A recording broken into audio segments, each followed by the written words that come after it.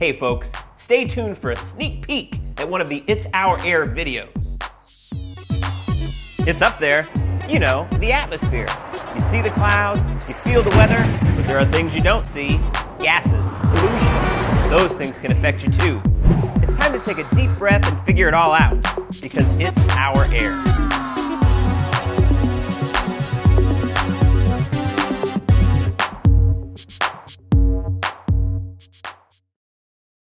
Today, folks, we're going to talk about carbon and carbon dioxide. Now, I know that you've learned a thing or two about those already. Does anyone want to share what you know about carbon or carbon dioxide?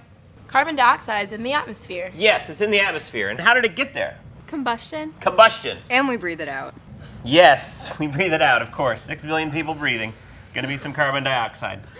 Now, what is carbon dioxide doing up in the atmosphere? It's a greenhouse gas and helps to keep the planet warm. It is a greenhouse gas. I don't know if you're aware there are other greenhouse gases. There's methane, water vapor, it's not very vapor-like, and nitrogen oxide.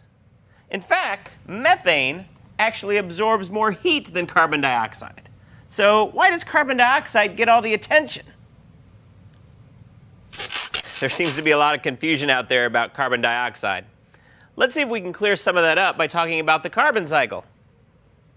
Didn't know there was a carbon cycle, did you? I can see it on your faces. You're like, carbon cycle? I've heard of unicycle, but not carbon cycle. Well, the carbon cycle is one of the most important cycles as far as life on Earth goes. And it all goes back to this amazing and unique carbon atom. Of all the atoms out there, carbon is one of the ones that bonds most easily to other atoms. That's why you find it in lots of compounds, everything from diamonds to your body. Every living thing on Earth is based on carbon. If you remove the water in our bodies, what was left would be mostly carbon. So we've got lots of carbon on Earth, and it's bonding with everything in sight to form living organisms, solids, and gases. Carbon naturally moves from one state of matter to another.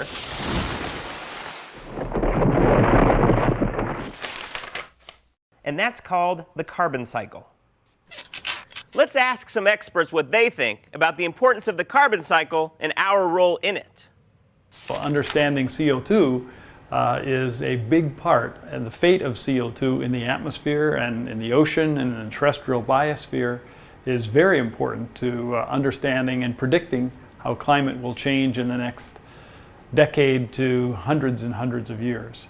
Humankind has increased the CO2 content in the atmosphere systematically over the past 100 years since the Industrial Revolution. The natural levels would be about 280 parts per million, and we're already now 380 plus.